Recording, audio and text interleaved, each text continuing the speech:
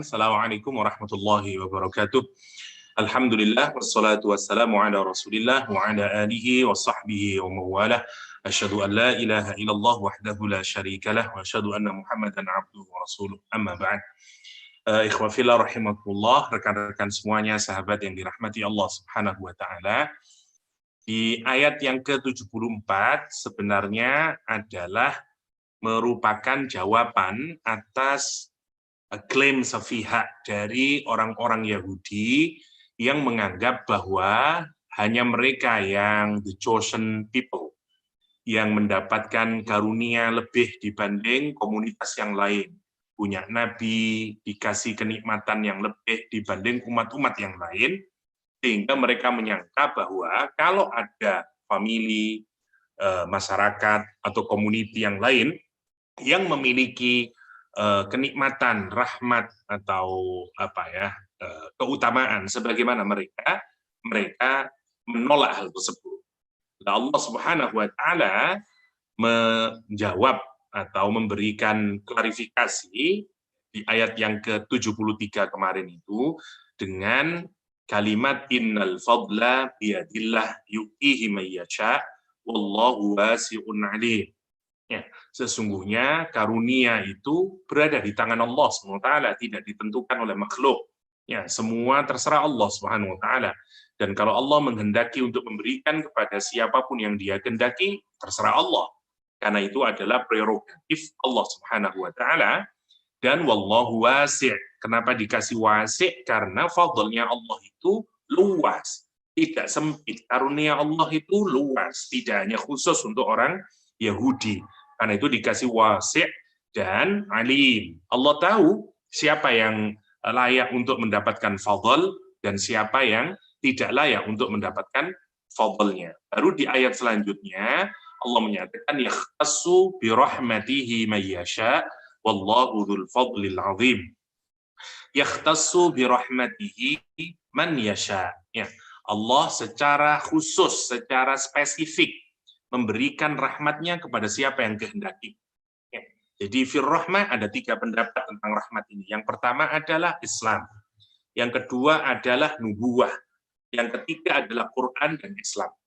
Jadi yang pertama yang disebut dengan rahmat itu adalah Islam itu sendiri, agama Islam itu sendiri. Klaim bahwa mereka saja memiliki agama yang benar itu tidak tepat. Itu yang disebut dengan rahmat. Yang kedua nubuwah. Sebenarnya kalau kita lihat dari konteksnya, lebih kuatnya itu ke nubuwah. Karena sebenarnya mereka menolak turunan Nabi Ismail alaihissalam itu mendapatkan nubuwah, yaitu orang Arab mendapatkan nubuwah. Ya, yakhtassu bi rahmatihi may yasha. Mereka tidak mau mengakui bahwa umat yang lain itu mendapatkan nubuwah, mendapatkan karunia Allah berupa wahyu, yaitu Al-Quranul Karim, dan seterusnya. Wallahu dzul fadlil azim, dan Allah lah pemilik fadl yang sangat agung, al-fadlil azim. Kira-kira itu tidak banyak yang kita diskusikan, karena memang sudah selesai ya, 74.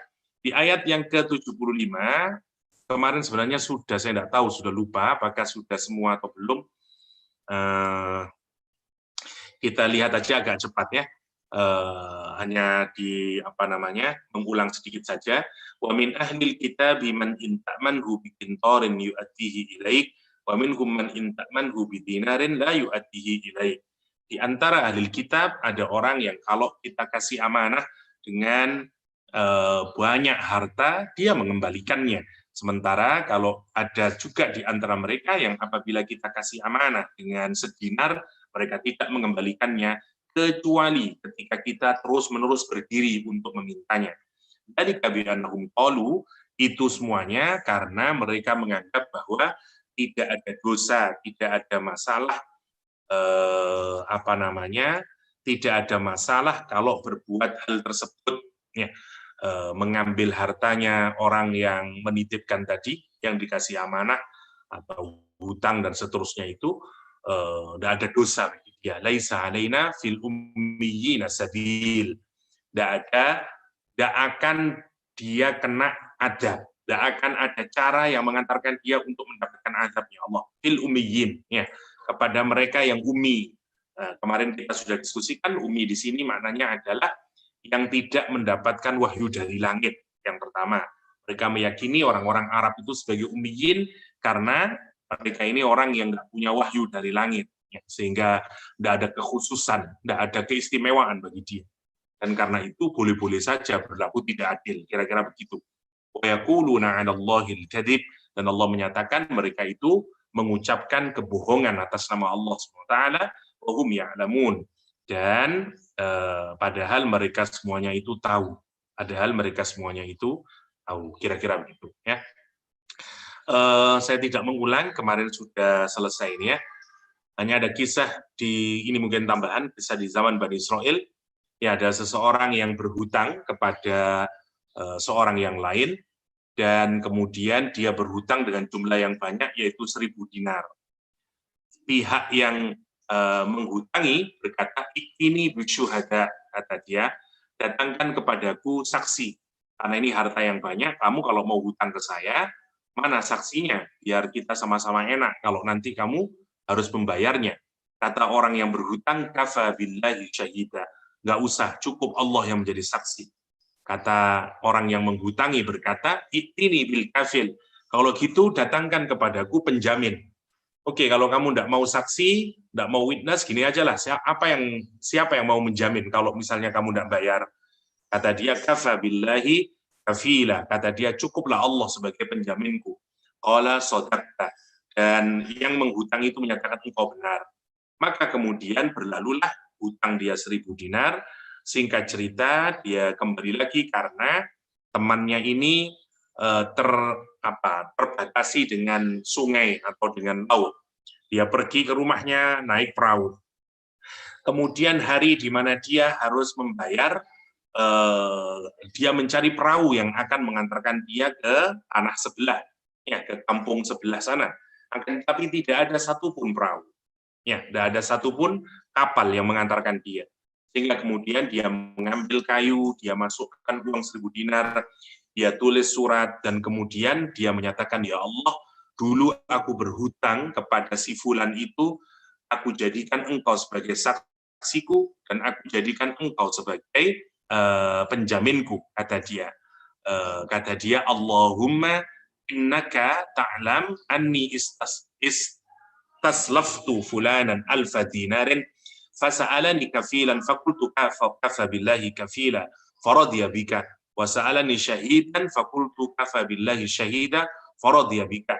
Ya Allah, aku hutang kepada seorang 1.000 dinar, dan ketika dia meminta kepadaku penjamin, aku berkata Allah yang menjaminku, dan dia ridho. Dia minta saksi, aku berkata Allah cukup sebagai saksiku, dan dia ridho. Wa inni jahadtu an ajida markaban, aku sudah sungguh berusaha mati-matian mencari perahu yang mengantarkanku asu ilaih, yang mengantarkanku kepada orang tersebut, alladzi lahu falam, tapi aku nggak mampu, nggak ada perahu.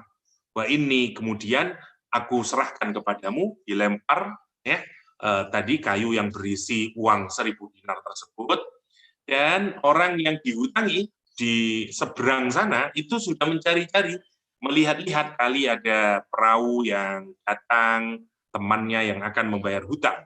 Dalam keadaan dia mencari-cari di pinggir laut atau di pinggir sungai tersebut, dia kemudian mendapati kayu tersebut, ya, dan kemudian kayunya diambil, dilihat ada uang 1.000 dinar, dan ada surat yang menjelaskan bahwa itu adalah pembayaran hutang dari temannya. Untuk menunjukkan apa? Lihat, kalau amanahnya seseorang itu, kalau dia sungguh-sungguh, Allah akan bantu pada dia. Ya, itu sebagai tambahan saja. Kemarin kita sudah bahas yang di sini, kita langsung saja. Sekarang kita masuk ke ayat yang seingat saya sudah selesai kemarin. Ingatkan saya kalau nanti belum selesai. Iya, betul, dah selesai 75. Oke, sekarang kita masuk di ayat yang ke-76. Ya, Bismillahirrahmanirrahim. Bala man aufa bi ahdihi wattaqa fa innallaha yuhibbul muttaqin. Bala, sekali-kali tidak, man aufa, bala itu dipakai untuk jawaban retoris yang tidak sebenarnya seperti negatif, yang sifatnya untuk mendapatkan konfirmasi, seperti biasanya saat kita di alam ruh, Allah menyatakan, alastu birabbikum, bukankah aku ini adalah Rabb kalian yang merawat kalian, yang mendidik kalian, yang menciptakan kalian. Alastu birabbikum, jawabannya adalah bala. Jadi bala itu jawaban atas pernyataan negatif yang bersifat konfirmatif saja. Bala, ya. Jadi kalau kita lihat di ayat yang ke-75 kemarin tadi, ya bunyi ayatnya mana tadi? Oke, misalnya wa yaquluna 'alallahil kadzib wa hum ya'lamun, dan mereka menyatakan bahwa laisa 'alaina fil ummiyina sabil. Kami ini tidak akan kena azab. Kami ini tidak akan ada cara yang membuat kami nanti akan mendapatkan siksaan. Enggak jadi masalah, karena yang kami cheating, yang kami berbuat buruk itu hanyalah kepada orang-orang ummiyin. Ya, Allah menyatakan bala. Sekali-kali enggak begitu, kata Allah SWT, bala. Dan kemudian maka kata man ini merupakan kalimat istiknaf, kalimat pembuka. Jadi bala ini sebagai negasi atas kalimat sebelumnya yang menyatakan laisa alaina min sabil, jadi alal ummiyina sabil, itu kemudian ditolak, dinegasikan dengan kalimat bala. Enggak benar itu apa yang kamu nyatakan tersebut. Ya, baru kemudian Allah memberikan statement baru. Jadi man aufa ini statement baru yang merupakan kalimat conditional, kalimat bersyarat. Ya, man-nya ini huruf bersyarat, jawabannya ada fa-nya ini, faul jawab. Ya, jadi man, siapapun, aufa yang memenuhi, ya, bi'ahdihi, janjinya. Hi-nya ini di dalam tafsir kembali kepada dua. Yang pertama kembali kepada Allah SWT, janji dia kepada Allah SWT. Yang kedua janji dia sendiri. Nah, janji dia sendiri, man-nya. Oke. Wattaqa, dan dia bertakwa, maka ini jawabannya. Jadi kalau orang itu memenuhi dua kondisi ini, dua condition ini, satu aufa bi'ahdih, yang kedua wattaqa, ada dua conditionnya, maka dia pasti mendapatkan ini. Allah yuhibbul muttaqin, dapat cintanya Allah SWT. Ya. Oke, mari kita lihat dulu rumusnya. Kalau kita lihat di ayat ini, pertama kita lihat kata ahdun dulu. Di mana? Di belakang sini aja lah. Ini dulu ya. Man, jadi ini kalimat bersyarat. Ada dua tadi, haknya bisa kembali ke Allah SWT, di tempat yang lain bisa kembali kepada yang menjanjikan. Oke. Kata janji, ya, janji di dalam Al-Quran itu kadang menggunakan kata ahdun, ya, ahdun, kadang menggunakan kata wa'dun, ya. Al-wa'du dainun, misalnya, wa'dun, ya. Al-wa'du sama al-ahdu, ya. Oke. Bedanya adalah kalau ahdu itu bersifat bilateral, Oke. Kalau wa'dun itu bersifat unilateral. Oke. Maksudnya kalau ahdu itu selalu ada dua belah pihak, bukan sepihak. Wa'dun itu sepihak. Kalau kita berjanji pada diri kita sendiri, namanya wa'dun. Ya, kita berjanji kepada diri kita sendiri, saya mau diet, saya mau rajin mengaji, saya mau, namanya wa'dun. Tapi kalau ahdun itu ada dua parti yang saling berjanji, ya, namanya ahdun. Makanya kalau kita lihat di sini, kebanyakan para mufassir menyatakan kata ganti hi di ayat ini, ya, bi'ahdihi, itu direferkan kepada Allah, karena memang kata ahdun itu menuntut bilateral tadi itu, ada dua partis, ya. Jadi orang ini berjanji kepada Allah SWT. Ya, kalau dia berjanji kepada Allah untuk beriman, untuk segala macamnya, ya. Atau orang ini membuat perjanjian, ya, misalnya apa sajalah yang dia berjanji kepada, kalau hi-nya dirujukan kembali lagi kepada man, pada orang yang memenuhi ini, siapapun yang memenuhi janjinya, jadi hi-nya ini dikembalikan ke man lagi, ke sini, berarti janji dia kepada siapapun saja, janji dia kepada Allah, janji dia kepada manusia, janji dia kepada, dan seterusnya. Kalau dia melakukan perjanjian, dia penuhi janjinya. Itu namanya aufa bi ahdihi. Ya, ada dua secara kebahasaan, janji dia kepada Allah, janji dia kepada makhluk, cara makhluk. Jadi syarat pertama memenuhi janji. Nah, kalimatnya menarik ya, kalimatnya menggunakan kata aufa. Dari kata aufa ini muncul kata wafat. Ya, kalau kita wafat, nah itu namanya, jadi kata lihat, kata ahdun itu kemudian diikat dengan kata aufa. Ya, aufa atau memenuhi, memenuhi. Sebenarnya idenya begini, misalnya dari sini muncul kata wafat. Quran menggunakan kata aufa ini atau wafat sebenarnya untuk kesempurnaan. Jadi misalnya idenya, kita ini kalau berbuat baik di dunia, itu sebenarnya tidak bisa dibalas secara sempurna di dunia ini. Karena Allah memberikan balasan atas perbuatan baik yang kita lakukan itu sangat banyak balasannya. Dan tidak bisa diberikan seluruhnya di dunia. Karena itu Allah nanti akan memenuhinya di akhirat. Termasuk juga hukuman. Misalnya ada orang yang membunuh 5 kali, susah kalau hukumannya dilaksanakan di dunia. Apa bedanya orang membunuh sekali sama membunuh 5 kali?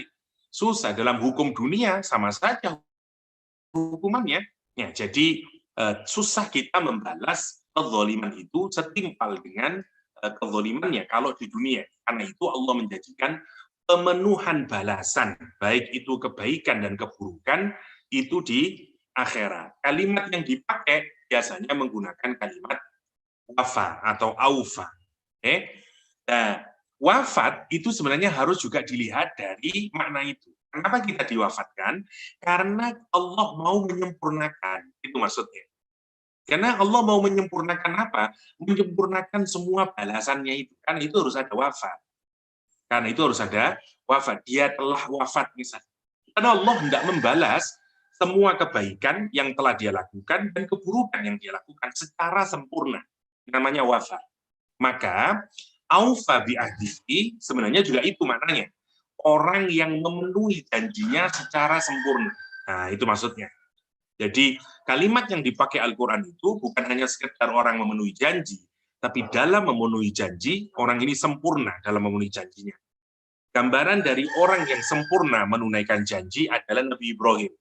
Ya, Al-Quran menyatakan, wa Ibrahimul ladzi waffa. Misalnya Al-Quran menyatakan, ya, surat berapa itu ya? Coba kita lihat ya, sebentar.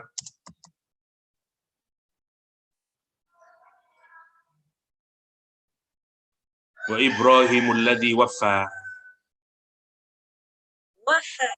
Wa Ibrahimul ladzi waffa.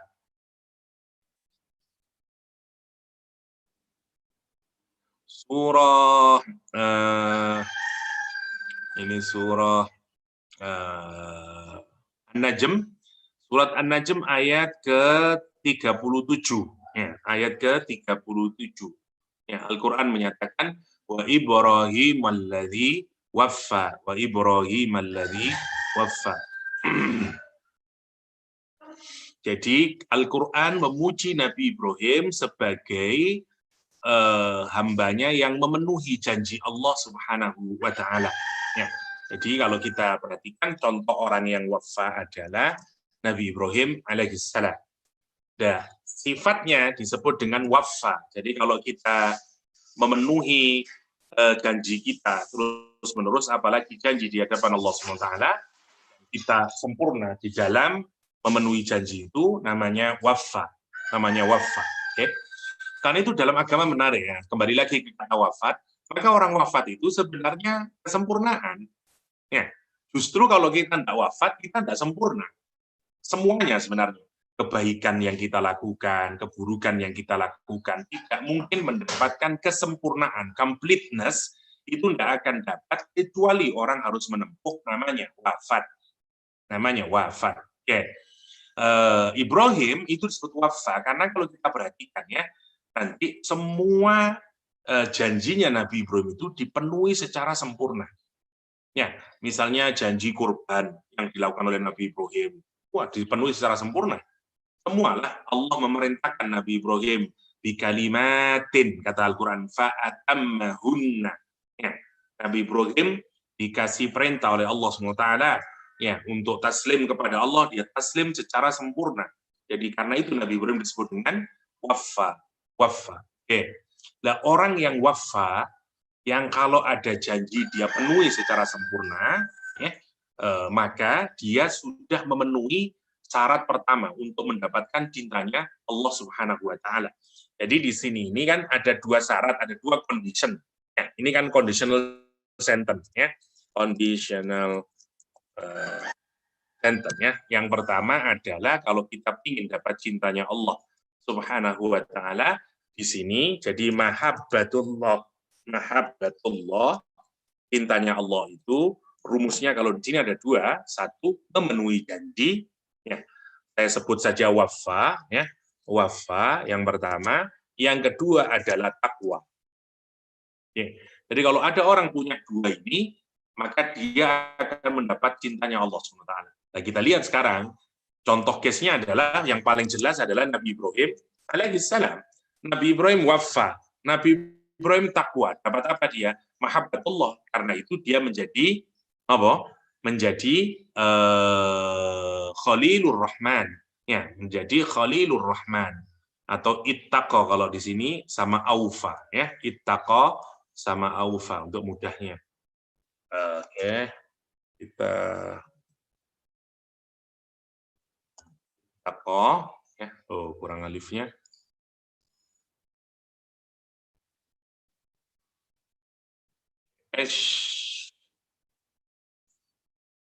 Malah salah.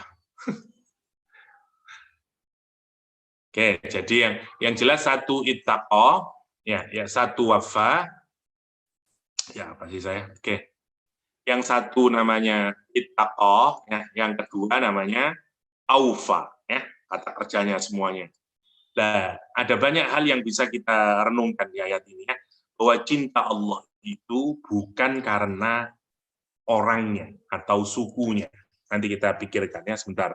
Saya selesaikan ini dulu biar benar. Ittaqo, yang satu aufa, syaratnya. Oke, syaratnya aufa.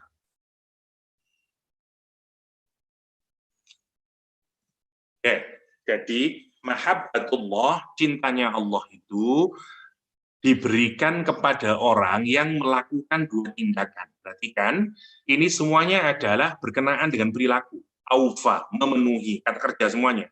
Ittaqa, ya, bertakwa, semuanya kata kerja. Jadi klaim Bani Israel yang di awal, sebagaimana tadi kita bicarakan, dia mengklaim sebagai the chosen one, ya, the chosen people. Dan karena itu mereka menganggap kami yang dapat fadlnya Allah, kami. Karena mereka meyakini bahwa dia adalah selected atau oleh Allah SWT. Nah, Allah di sini merubah atau menjelaskan kepada kita semuanya bahwa pilihan Allah untuk mencintai seseorang, untuk memberikan kelebihan kepada seseorang, itu bukan berdasarkan ras, bukan berdasarkan warna kulit, bukan, tapi berdasarkan perilaku. Ini konsep cinta di dalam agama ini. Jadi siapapun saja, asalkan dia aufa, dan asalkan dia ittaqo, dia dapat mahabbatullah. Nah, sekarang kalau kita ingin dapat cintanya Allah SWT adalah pastikan aufa. Janji kita kepada Allah dipenuhi, janji kita kepada makhluk dipenuhi. Aufa yang pertama. Yang kedua, ittaqo. Ya, kita bentengi diri kita untuk tidak jatuh ke dalam maksiat, dan ittaqo, ya, kita proteksi diri kita untuk agar terus berada dalam taatan kepada Allah Subhanahu wa taala. Kalau dua ini kita lakukan, kita akan dapat wallahu yuhibbul muttaqin. Lihat kalimatnya. Innallaha yuhibbul muttaqin. Dikasih taukid, sungguh Allah. Yuhibbu pakai fi'il mudhari untuk menunjukkan terus-menerus Allah akan mencintai al-muttaqin. Ya, semuanya dipakai sekarang kata benda. Kalau yang di sini menggunakan kata kerja, jadi ketakwaan itu diraih oleh siapa? Diraih oleh orang yang aufa bi'ahdihi sama ittaqa. sama ittaqa. Ya, baru orang akan menjadi muttaqin. Jadi muttaqin itu memang satu karakter seseorang, tapi dia ditunjukkan dalam perbuatan itu. Ya, dalam perbuatan itu karakternya adalah aufa bi ahdihi sama wattaqa. Itu tambahannya. Jadi kita lihat sekarang kalau ada tambahan bala man aufa al-ahdu ma'ahadahumullahu azza wa jalla alaihi fit Taurah. Kalau dirujukkan kepada Bani Israel, kata ahdun di sini adalah janji yang mereka itu yang Allah menjanjikan kepada mereka, ya, sebagaimana yang ada di dalam kitab Taurah, ya, kitab Taurah. Jadi ya, tidak ada yang baru ini ya, jadi samalah. Jadi misalnya ada pendapat yang menyatakan apa yang mereka janjikan ke dalam kitab Taurat, bahwa mereka akan menjelaskan tentang Nabi terakhir kepada umat. Mereka akan beriman kepada Nabi terakhir, sebagaimana yang termaktub di dalam kitab mereka. Itu janji mereka kepada Allah Subhanahu wa Ta'ala. Ya, tetapi kenyataannya begitu Nabi Muhammad SAW mendapatkan nubuahnya, mereka menolaknya dengan menyatakan bahwa tidak dapat itu orang ummi, tidak dapat fadlnya Allah SWT. Dan itu yang tadi dikritik oleh Al-Quran, yakhtassu bi rahmatihi may yasha wallahu dzul fadlil azim. Ya, itu kalau dirujukkan kepada orang Yahudi, mannya itu kalau dirujukkan kepada orang Yahudi. Tapi secara umum, bagaimana bunyi ayat ini, ayatnya berlaku secara umum. Itu ayat ke-76, insyaallah. Oke, kita lanjutkan ke ayat yang ke-77. Innalladzina yashtaruna bi ahdillahi wa aymanihim tsamanan qalila. Ulaika la khalaqa lahum fil akhirah wa la yukallimuhumullah wa la yanzuru ilaihim yaumal qiyamah wa la yuzakkihim wa lahum adzabun alim. Ya, ini sangat menakutkan. Ya, kalau tadi kita dikasih rumus untuk mendapatkan cintanya Allah SWT, sekarang kebalikannya. Orang yang akan mendapatkan 5 hal buruk yang semuanya adalah merupakan perwujudan amarahnya Allah Subhanahu wa Ta'ala. Ya, jadi perbedaannya adalah kalau di ayat ke-76 itu positif, yang di ayat ke-77 ini negatif. Ya, Masya Allah ya. Sesungguhnya orang-orang yashtaruna, yang menjual atau yang membeli, ya, yang menukar maksudnya, seperti jual beli, ya. Apa yang mereka jual? Satu, ahdullah, janjinya Allah Subhanahu wa Ta'ala. Seperti yang di atas tadi, ini sebenarnya lanjutan dari rumus di atas tadi untuk mendapatkan cintanya Allah Subhanahu wa Ta'ala. Nah, ini kan rumusnya ini tadi. Nah, sekarang bagaimana kalau orang tidak memenuhi ini? Maka rumusnya dia justru akan mendapatkan azabnya Allah Subhanahu wa Ta'ala. Oke, kita lihat di sini untuk memudahkan dulu. Oke, jadi ini rumus di ayat yang ke-76. Di rumus yang di ayat ke-77, sesungguhnya orang yang menukar atau membeli, ya, janji Allah, dia punya barang atau dia punya milik mereka itu dua. Satu, ahdullah, janji dia kepada Allah SWT. Yang kedua, aimanihim, sumpah mereka. Jadi dia menggunakan sumpah, menggunakan menukar janjinya Allah SWT. Menukar dengan apa? Samanan qalila. Saman, harga, qalilan, yang sedikit. Ya, sehingga dia tidak penuhi janjinya ini. Jadi ini kait-mengkait ya. Kenapa orang berani tidak memenuhi? Artinya dia sudah tidak bertakwa, karena dia sudah tidak peduli dengan aturan Allah SWT. Itu maksudnya. Jadi sekarang Ali Imran 77 ini kebalikannya sekarang ya. Ini orang yang tidak wafa. Jadi orang yang tidak wafa. Jadi sekarang kalau kita perhatikan, ini apa yang dia lakukan? Dia menjual. Ya, dia menjual ahdullah, ya, ahdullah. Dan mereka menjual apa lagi? Aiman. Aiman. Aiman bukan yang di apa namanya telling story ya. Saya sering dengarkan anak-anak saya ada Huda channel dari Malaysia itu, ya ada tokohnya namanya Aiman. Aiman artinya kanan sebenarnya dari kata yamin. Yamin itu right hand. Aiman adalah right hand. Kenapa kok kemudian dimaknai sumpah? Karena dulu orang kalau bersumpah menggunakan tangan kanan. Ya, dia menggunakan, dan kanan itu simbol dari strong, simbol dari strength. Ya, jadi maksudnya saya memberikan ucapan saya atau janji saya, dan saya akan memenuhi janji saya itu untuk menunjukkan kesungguhan, maka yang digunakan kata tangan kanan untuk menunjukkan kekokohan, kesungguhan, dan seterusnya. Dari situ diambil kata aiman, kata aiman. Oke. Jadi lihat, ini dua janji sebenarnya. Kalau aiman itu berkenaan dengan janjinya kepada Allah Subhanahu wa taala, ya, kalau ahdullah itu aiman janjinya kepada makhluk. Ya, sumpah dia akan begini dan seterusnya. Sebenarnya dua keadaan ini sudah dicederai oleh mereka ini. Satu ahdullah, janji dia kepada Allah Subhanahu wa taala, ya, atau kalau kita bedakan ahdullah, ya, janjinya Allah Subhanahu wa taala yang diungkapkan, ya, mulai sejak janjinya ini menurut para ulama dibedain macam-macam pendapatnya, ya. Satu, ada yang merujukkan janji ini adalah janji dengan Allah.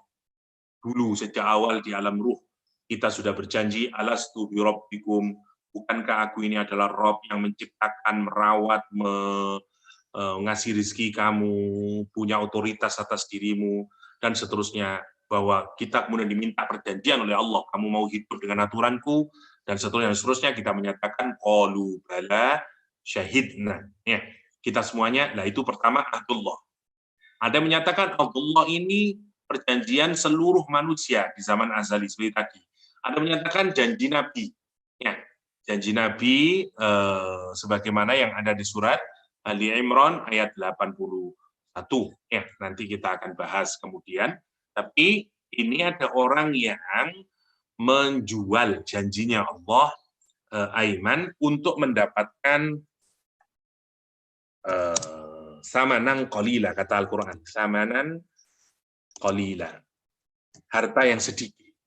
Ini menarik ya kalau kita pikirkan. Kalau kita pakai rational choice theory, misalnya, rational choice theory, orang itu sebenarnya kalau bertindak selalu kepingin untung.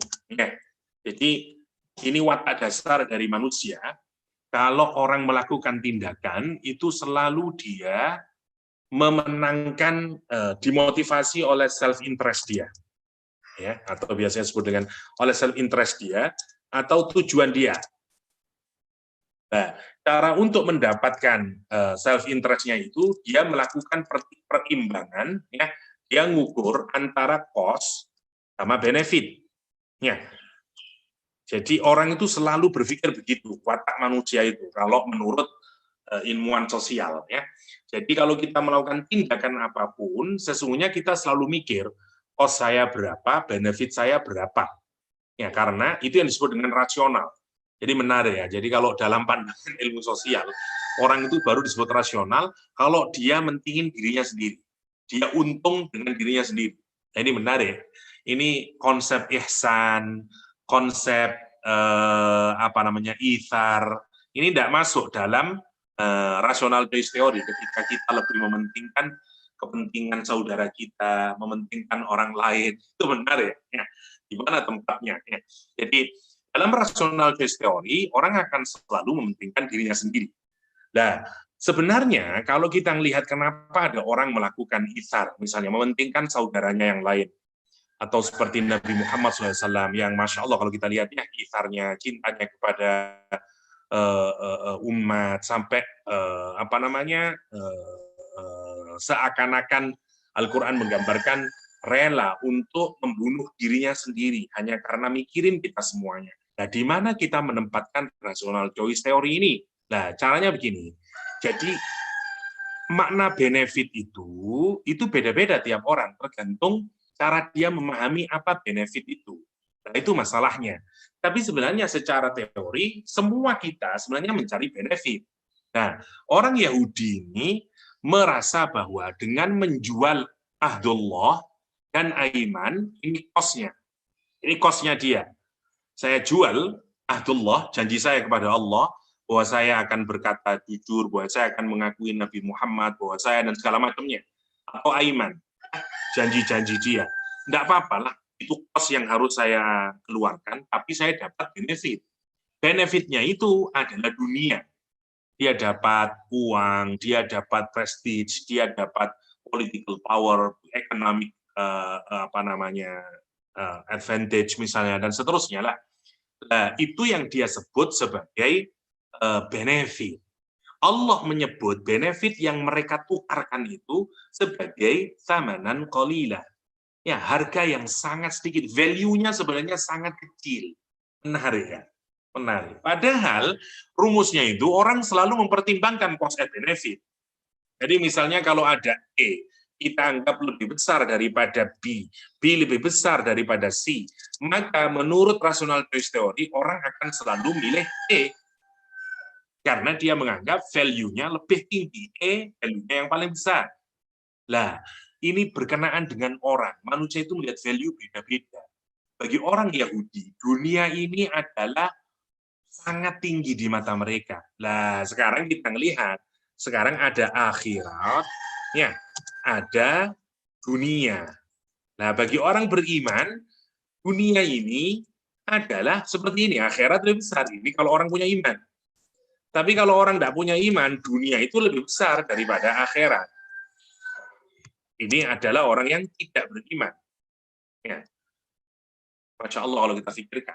Nah, kita lihat orang Yahudi itu begitu.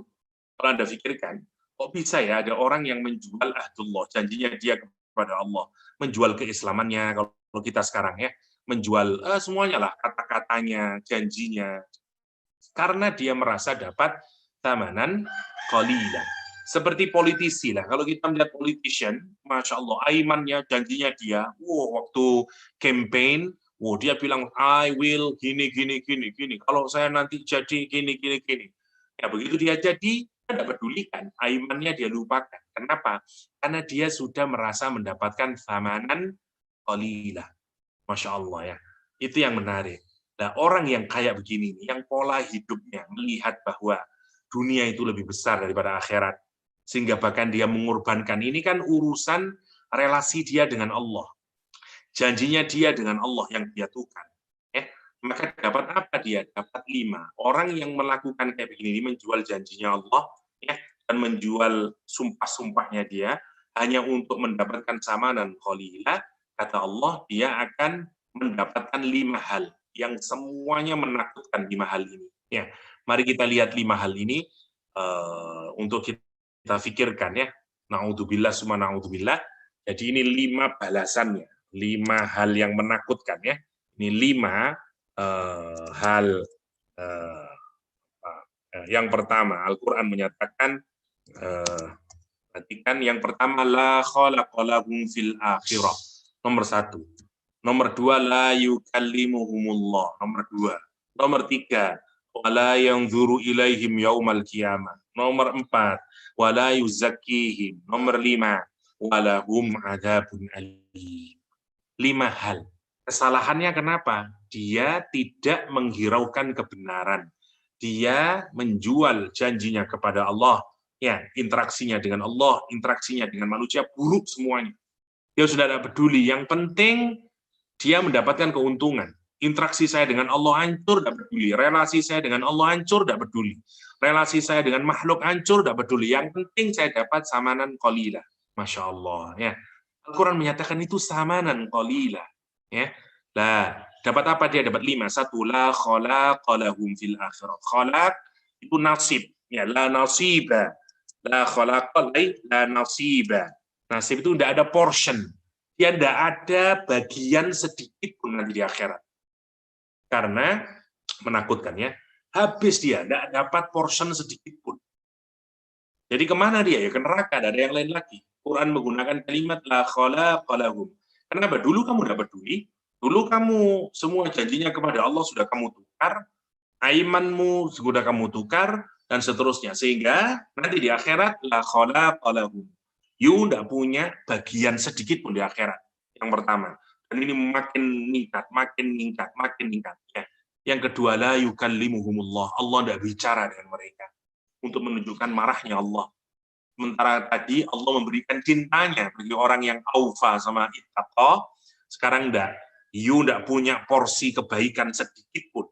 Yang kedua, Allah enggak ngajak bicara sama kamu. Allah enggak bicara kepada kamu. Yang ketiga, Allah enggak melihat. Mereka enggak melihat. Allah enggak melihat kepada mereka. Yaumal qiyamah, di hari kiamat, Masya Allah. Wala yuzakkihim. Mereka juga tidak disucikan. Artinya, kalau dia tidak disucikan, artinya dia akan terus-menerus berada dalam nerakanya Allah Subhanahu wa Ta'ala. Karena syarat untuk masuk surga itu adalah kalau dia mendapatkan tazkiyah, penyucian itu. Karena dia tidak dipurifikasi, ya, tidak dipurified, maka dia selamanya dalam azab itu. Karena itu ujungnya walahum, khususnya buat mereka. Azab alimun, ya, yang pedih, severe punishment. Masya Allah, ya, Masya Allah, ini hukuman bagi orang yang tidak amanah. Jadi terutama dalam hal agama. Ini pentingnya kita membahas amanah, ya, sebagaimana yang telah kita diskusikan itu. Orang yang amanah kepada Allah, orang yang amanah kepada manusia, dapat cintanya Allah. Orang yang tidak amanah kepada Allah, tidak amanah kepada manusia, bahkan mereka menukar amanah itu untuk mendapatkan perolehan duniawi, yang mendapatkan 5 hal yang sangat buruk ini. Masya Allah, Masya Allah. Ya, itu yang kisahnya dulu berkenaan dengan apa? Kalau kita lihat, menarik ya. Kita ambil dari Ibnu Katsir misalnya, ada kisah yang dituturkan, ayat ini berkenaan dengan Abdullah bin Mas'ud yang menyatakan qala Rasulullah SAW. Nabi Muhammad menyatakan manik tato amalam ri'in. Ya, siapa yang mengambil secara tidak benar, ya, harta seseorang yang muslim, ya, bi ghairi haqqin, dengan cara yang tidak benar, kelak dia akan bertemu dengan Allah Subhanahu wa Ta'ala, dan Allah pada saat itu dalam keadaan sangat marah, wa huwa alaihi ghadban, dan dia Allah atas orang tersebut ghadban, amat sangat marah, ya. Kenapa? Dia mengambil haknya orang, dia mengambil hartanya orang secara zalim. Faja'al Ash'ath bin Qais, kemudian datang Ash'ath bin Qais, faqala, dan kemudian menyatakan, ma yuhaddithukum Abu Abdurrahman, apa yang Abu Abdurrahman ceritakan buat kalian semuanya. Terus kami kemudian menceritakan, faqala fiyya kana hadil hadis, sesungguhnya saya ini punya masalah, ya, dengan As bin Qais ini. Khasamtu, aku ini bermasalah, ya, lahi dengan anak pamanku, ya, dan kemudian kami datang kepada Rasulullah SAW tentang apa? Tentang sumur, ya. Li kanat, sumur ini milikku sebenarnya, tapi dia aku sebagai oleh anak pamanku, diakui sebagai miliknya. Dan kami saling klaim satu sama lain, kami saling itu. Makanya kemudian datang ke Rasulullah SAW. Rasul kemudian menyatakan, ayyinatuka annaha bi'ruka, wa illa fayaminuh, kata Rasulullah SAW. Kata dia, siapa? As bin Qais, dibilang, ya Rasulullah, kamu punya bukti enggak? Mana buktimu yang menunjukkan bahwa sumur ini milikmu? Kalau kamu tidak bisa memberikan bukti, minimal kamu bersumpah. Ya. Qala qultu ya Rasulullah mali bayyinah. Kata dia, saya tidak punya bukti ya Rasulullah. Ya. Terus kata Rasulullah, kalau tidak punya bukti ya sudah. Ya. Fa in taj'al bi yamini tadhabiri. Ya, sekarang yang mengaku bahwa ini adalah, ini kan padahal ini sumur ini miliknya As bin Qais, tapi oleh anak pamannya diakui ini sumurku. Rasul kemudian menyatakan, mana buktinya kalau itu sumurmu? Kalau kamu tidak bisa ngasih bukti, ya udah sumpah saja. Kata As bin Qais, ya Rasulullah, kalau cuma suruh bersumpah, orang ini mudah sekali bersumpah. Ya, sebagian riwayat menuturkan ini orang Yahudi. Dia menyatakan kalau dia hanya suruh bersumpah, ya dia langsung saja bersumpah. Itu yang namanya yamin tadi, yang namanya aiman tadi. Ya, kata dia, nanti ya mesti sumur ini menjadi milik dia, kata dia. Wa in taj'alha biyaminih tadhhabu bi'ri. Lah kalau engkau menjadikan sumpah caranya sebagai penyelesaian konflik ini, ya sudah sumur saya akan hilang ya Rasulullah. Ya, kenapa? Kan orang ini orang fajir, orang ini orang yang tidak peduli dengan omongannya. Ia kalau suruh bersumpah mudah saja Rasulullah. Rasul kemudian menyatakan, manik atau amalim ri'in muslimin bighairi haqqin laki Allah wa huwa alaihi ghadban. Rasul kemudian membacakan ayat yang kita bahas ini. Innal ladzina yashtaruna bi ahdillah wa aymanihim samanan qalila ulaika la khalaqa lahum ila akhirih. Ya, jadi kisahnya berkenaan dengan orang tersebut yang mengambil hartanya orang lain dengan modal apa? Sumpah. Dan dia tidak peduli sumpah itu hanya untuk mendapatkan harta, ya harta. Karena itu orang yang kayak begini itu karena dia satu, dia berdusta kepada Allah SWT, dan juga berdusta kepada makhluknya Allah SWT hanya untuk mendapatkan samanan qalila. Atau riwayat yang lainnya ini dari laki-laki Yahudi, karena baini kata Ash'ath bin Qais, saya ini punya konflik dengan orang Yahudi tentang sebuah tanah. Kemudian datang ke Rasulullah, Rasul berkata kepada si Yahudi itu, kamu punya bukti? Kata dia, lah.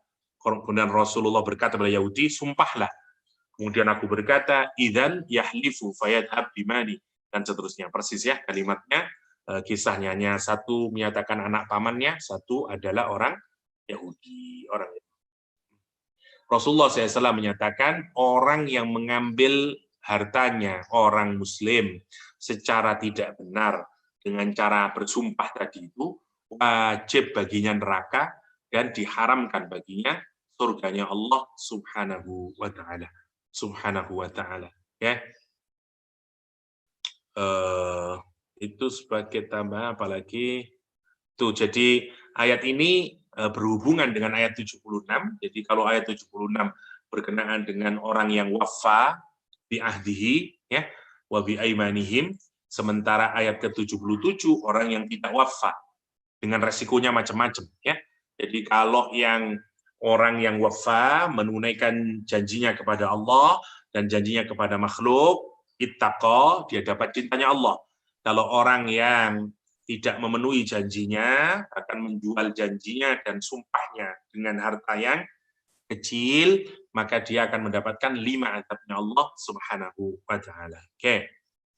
Ayat ke-77 sebenarnya temanya masih sama, berkenaan dengan bagaimana mereka merubah itu, menjual janjinya Allah dan seterusnya hanya untuk mendapatkan perolehan duniawi tadi, perolehan duniawi, ya. Oke, ini sudah saya anggap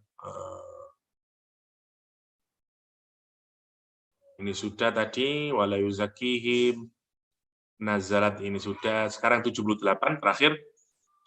Wa inna minhum la fariqan yalwuna alsinatahum bil kitab litahsabuhu minal kitab wa ma huwa minal kitab wa yaquluna huwa min indillah wa ma huwa min indillah wa yaquluna 'ala Allahil kadhib wa hum ya'lamun. Wa inna minhum, dan sesungguhnya di antara mereka, orang-orang Yahudi, orang-orang Ahlul Kitab, Nasrani, la fariqan, sungguh ada satu kelompok orang. Fariq dari kata firqatun, ya, ada segolongan, firqah. Ya, yang jadi kalau ada jamaah, semuanya misalnya memiliki karakter yang sama, terus ada kelompok ya, yang berbeda karakternya dengan jamaah, itu namanya firqah. Namanya firqah. Jadi among the Jewish community nanti ada firqah juga, namanya fariqan, kata Al-Qur'an Karim. Sungguh ada di antara mereka itu satu kelompok yalwuna alsinatahum, yang mutar-mutar, ya, yang mutar-mutar lidahnya bil kitabi, terhadap Alkitab, terhadap Taurat mereka. Agar apa? Litahsabuhu minal kitab, agar orang-orang menyangka yang dia ucapkan itu dengan bersilat lidah itu, dengan memutar-mutar lidahnya itu, menyangka itu juga dari Alkitab. Wa ma huwa minal kitab, padahal dia tidak berasal dari Alkitab, bukan wahyunya Allah SWT. Wa yaquluna huwa min indillah, dan mereka berkata ini berasal dari sisinya Allah. Wa ma huwa min indillah, dan dia tidaklah berasal dari sisinya Allah SWT. Wa yaquluna 'ala Allahil kadzib, dan sekali lagi mereka berkata atas nama Allah kedustaan. Wa hum ya'lamun, dan mereka tahu kalau dia berdusta itu. Lagi-lagi ini bagian juga dari apa tadi itu? Ya,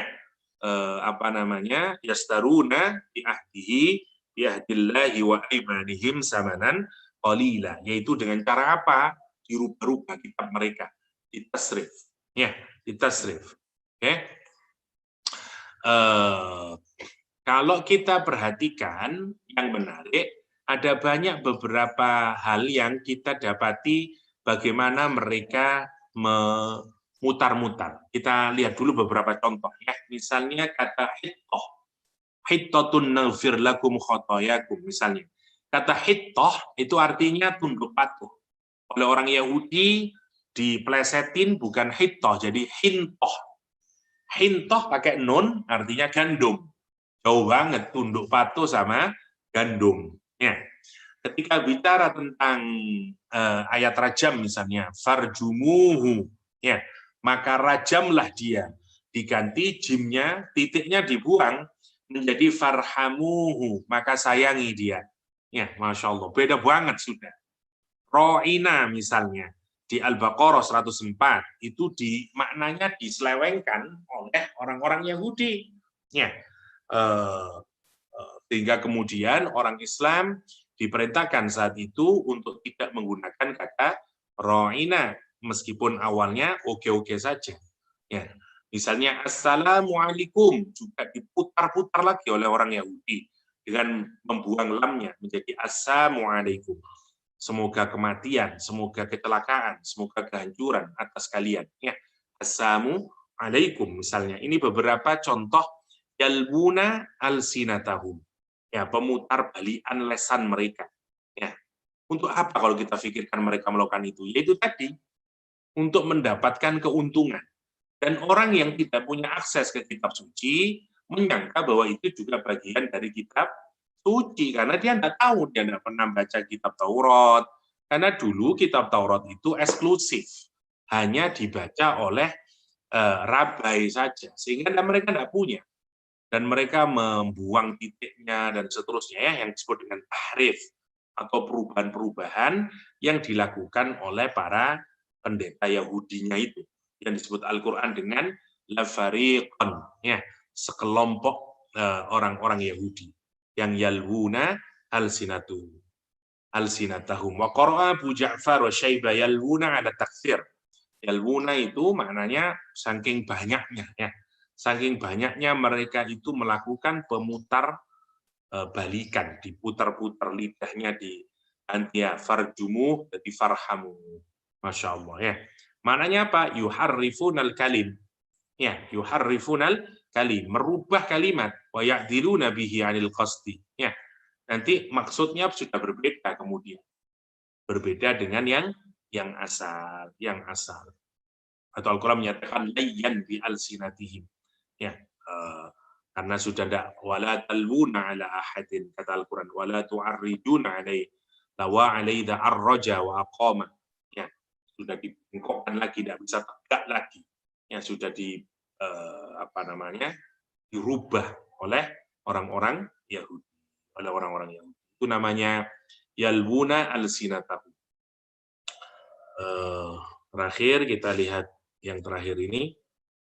Oke. Wa inna finhum la fariqan ikhtalafu fi man nazalat ala qaulain. Ada yang menyatakan ayat ini turun kepada Yahudi, ada yang menyatakan ayat ini turun kepada Yahudi dan Nasrani. Inna kalimatun mu'akkadah. Ini untuk penguatan, lamnya penguatan lagi.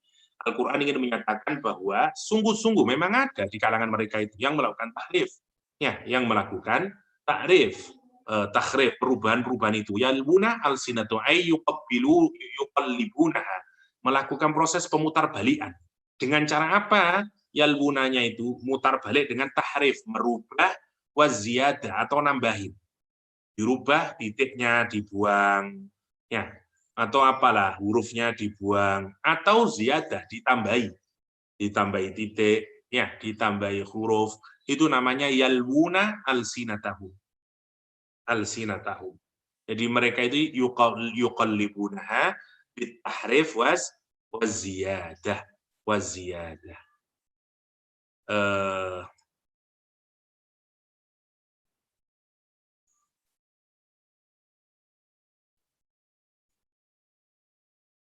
Mana tadi?